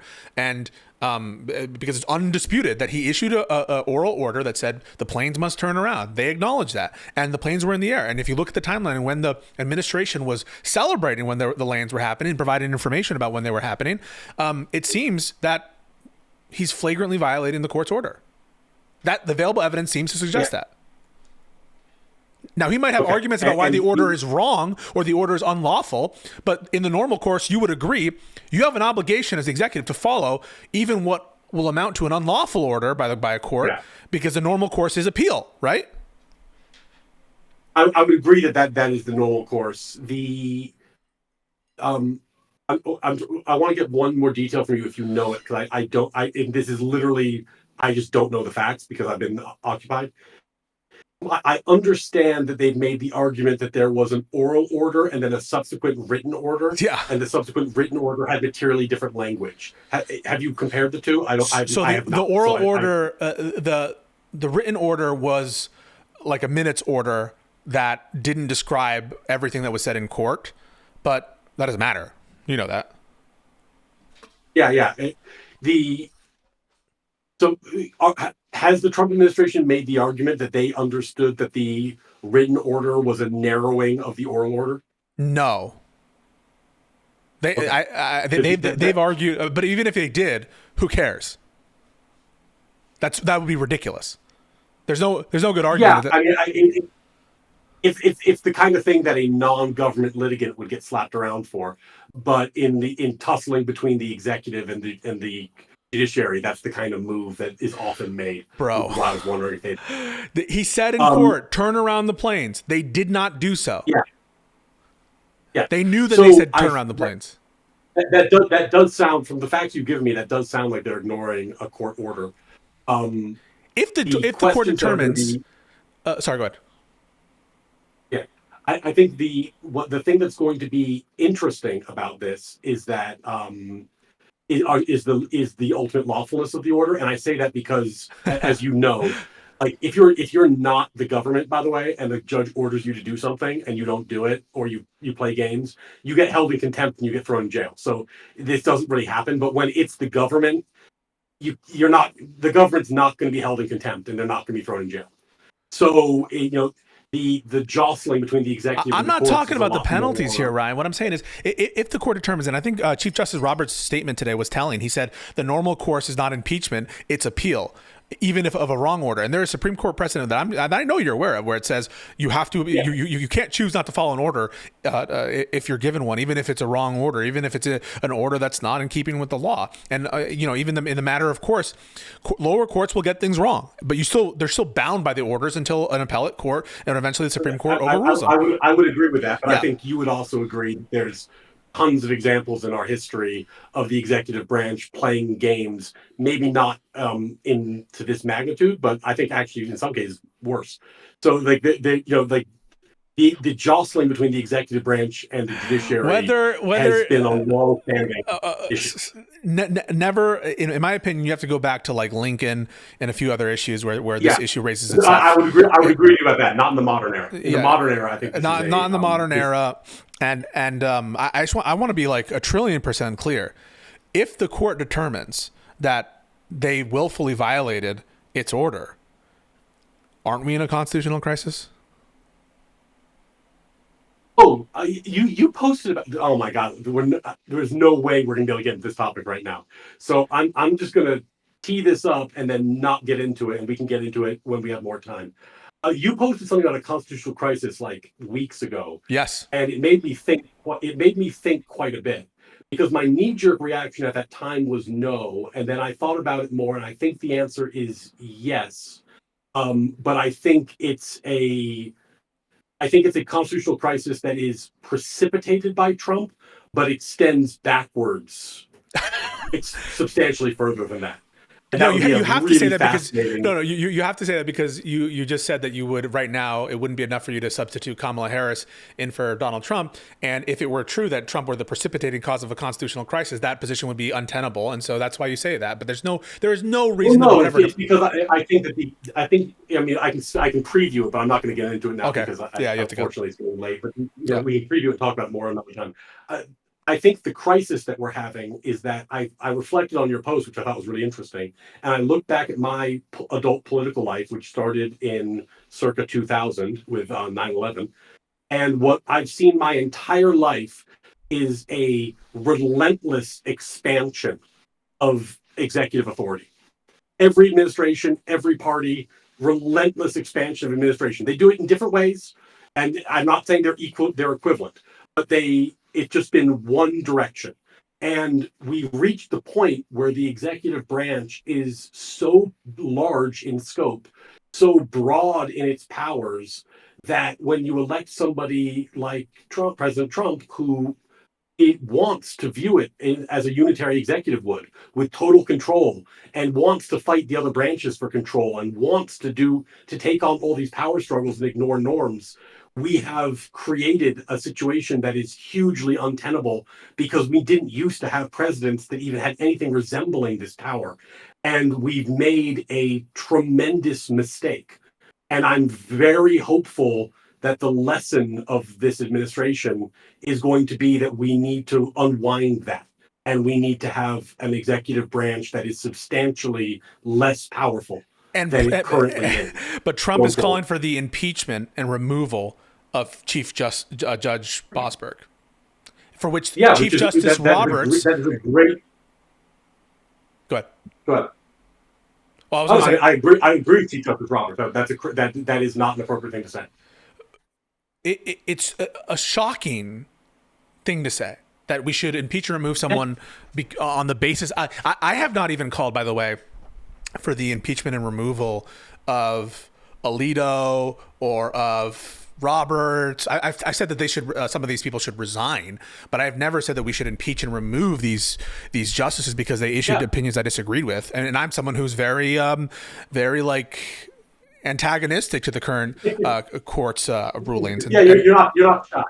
Yeah, and I'm not shy. If that were my position, it would be. It's just a radical thing to say. It's a disgraceful statement by the president, and it's like every day it's some like king shit with him, or whether they're talking about running for a third term or whatever. It seems like it doesn't faze you. You're kind of a nerd to it. You think it's all just cheap talk, and I'm warning you. I think it's going to get out of hand, and we're going to have a confrontation. No, I think you're misinterpreting what I said. I'm saying that we have created a structurally unsound government by expanding the executive's power over and over again. And I'm telling you, it's because of Trump.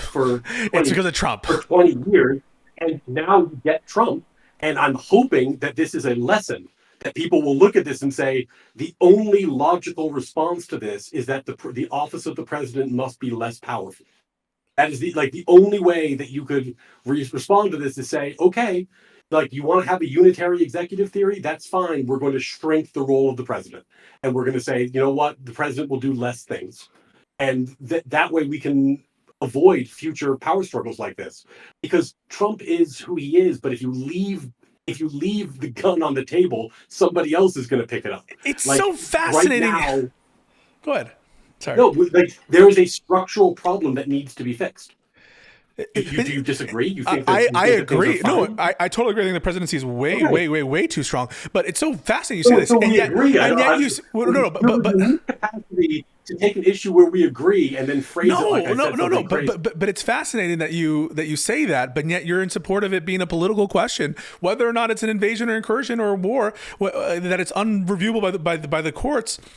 Because you're so inherently in this unitary theory of executive power mode, and you're so inherently, I think, in this kind of deferential mode to the presidency. I don't think you're realizing the positions that you're arguing legally is to expand the presidency's authorities, is to expand the level of power that the president has, especially a president who's so willing to declare national emergencies and to do radical things, including, in your mind, ignoring the First Amendment. You already think that he's someone who doesn't care about the legality of his actions, and you're still not willing to say you would substitute Kamala Harris. And if we substituted Kamala Harris, you wouldn't have this showdown. And if you substituted Kamala Harris, you wouldn't have had that Mahmoud Khalil event. And if you substituted Kamala Harris, we'd have the DEI, a different problem. But we would have the creeping tyranny of the endless bureaucracy and the endless growth of the administrative state, which is exactly what she was running on. She was running as a creature of the bureaucracy. So what you would have there is is a similar problem writ differently. With Trump, you have the rogue executive example where he's going out and just doing things. And with Kamala Harris, you would have had the problem that I've been espousing in the last couple minutes, which is the steady, continuous growth of a politically unaccountable regulatory state that people struggle to even understand or interact with, which is what precipitated a large part of this problem in the first place. So, it is a bad alternative. That doesn't mean that I think what Trump is doing is right. It just means that I really didn't like that alternative. And when you try to make it this all or nothing thing, I think that's where you lose your capacity to be persuasive, but also you lose your capacity to really get into the issues in an interesting way. But I know you and I disagree on that. We disagree on that. And let's save it for another time. I think it's an interesting conversation all around. And hey, I totally appreciate you coming. Thank you for staying an additional 30 minutes. I really, really appreciate that. And it's always interesting. No, my pleasure. I think I appreciate that you're building a platform and an audience of people who are inherently going to be more legally sophisticated than average. I hope. And I think that it's useful, and I think that it's important. And the reason why, despite the fact that we're going to have fireworks from time to time, I like talking to you about stuff like this, is that I'm hopeful that with a kind of more savvy, more educated, more thoughtful voter base, that we can go out and sway people who are, legitimately on the fence. And if I chide you about tone stuff, that's why. It's literally because I just don't think I don't think it serves your best interest. But obviously you're going to make your calculation, and you certainly know what plays to your audience better than I do. I appreciate that, Ryan. And hey, let's it's an ongoing conversation, and let's touch base again soon. Yeah, follow me on X, and you can hear more legal shout takes yourself you out. It's Ryan C. Mullally. Yeah, Ryan C. Mullally, Mullally. I do education, law, and philosophy on X, and I cannot promise my takes will be as spicy as Pisco, but I'll try to make it interesting. I'm like your bog standard liberal, man. I don't know how spicy I get, but hey, really appreciate you coming down, folks. We're not going away just yet because we're going to be talking all kinds of good shit on Ryan. Just kidding. Maybe not. But yeah, thank you so much, Ryan, for coming through. Good sport about everything, and thank you for not taking it personally. That's probably the end of the best video. Yeah, no worries. Hey, much love.